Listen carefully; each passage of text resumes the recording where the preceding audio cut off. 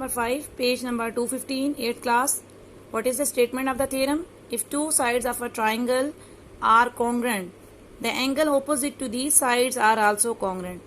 सबसे पहले जो if के साथ बात दी हुई है ये हमें हमेशा गिवन होती है. यहाँ पर गिवन क्या है? If two sides of a triangle are congruent.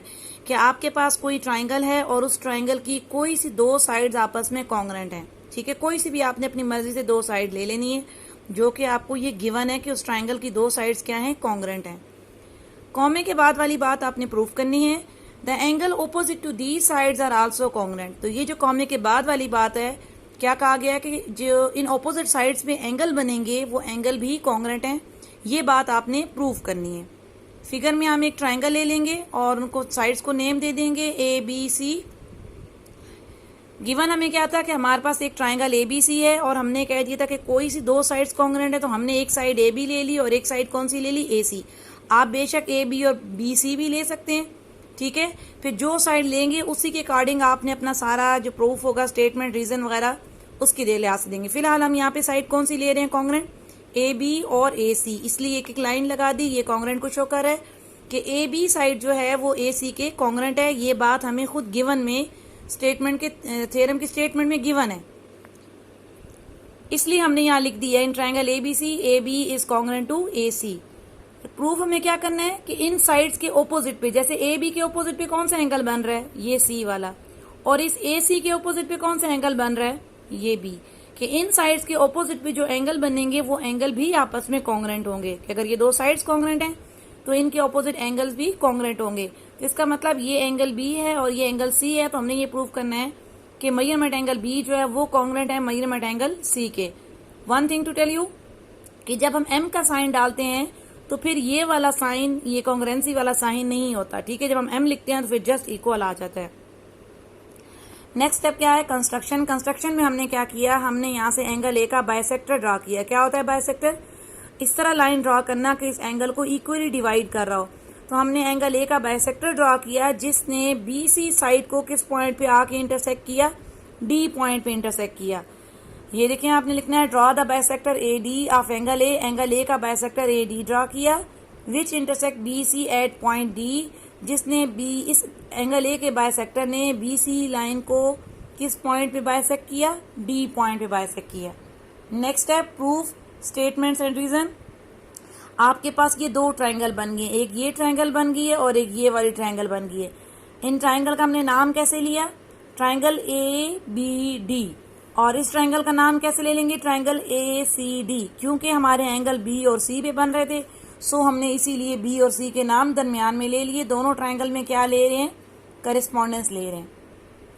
सबसे पहले अगर हम देखें कि हमारी इस ट्राइंगल का ए बी और इस दूसरी वाली ट्राइंगल का ए सी, ये दोनों साइड आपस में कॉन्ग्रेंट है. ये बात हमें कहाँ से पता चली थी? ये हमें गिवन से पता थी. तो इसलिए हमने यहाँ पे सामने क्या लिख दिया? गिवन लिख दिया. फिर सेकंड स्टेप देखिए, क्योंकि हमने खुद ही कंस्ट्रक्शन में ये बाइसेक्टर, एंगल बाइसेक्टर ड्रॉ किया था. बाइसेक्टर क्या था? कि ऐसी लाइन ड्रा करना जो इस एंगल को इक्वली डिवाइड करे. इसका मतलब जो ये एंगल बन रहा है और जो इस ट्राइंगल में एंगल बन रहा है वो दोनों एंगल भी क्या होंगे? कॉन्ग्रेंट होंगे, इक्वल होंगे. सो हमने कह दिया एंगल बी ए डी. और जो इधर एंगल बन रहा है इसका नाम कैसे लेंगे? Angle C A D. ठीक है, कि ये जो एंगल ए बन रहा है इस तरफ बी ए डी का और इस तरफ जो एंगल ए बन रहा है ट्राइंगल सी ए डी का, ये दोनों एंगल भी आपस में कॉन्ग्रेंट हैं. किस, क्या रीजन थी? कंस्ट्रक्शन.